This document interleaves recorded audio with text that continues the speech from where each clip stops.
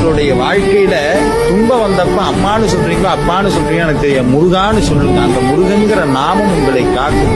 அருணகிரிநாதனுடைய அருள் இல்லாம இந்த திருச்சின்னம் இருக்க முடியாதோ, எப்படி அம்பாளுடைய அருள் இல்லைன்னு வைங்க ஸ்ரீசக்கர பூஜை பண்ண முடியாது. அதுக்கு ரொம்ப ரூல்ஸ் ஜாஸ்தி. ஸ்ரீசக்கரம் பண்ணணும்னா அம்பாளுடைய அருள் வேணும். அதே மாதிரி வைணவத்துல சாலிகிராமம்னு ஒண்ணு உண்டு.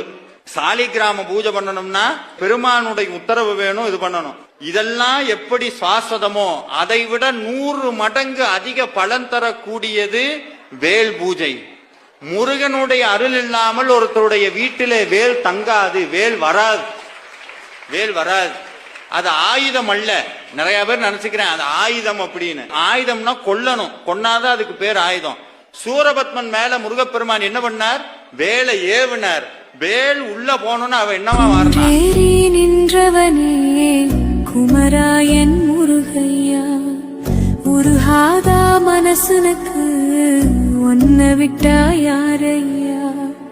ஊற்றுக்கள் போலத்தான் உப்பு தண்ணி கொட்டுதையா, வேலவனை காணாம வெந்து மனம் வாடுதையா.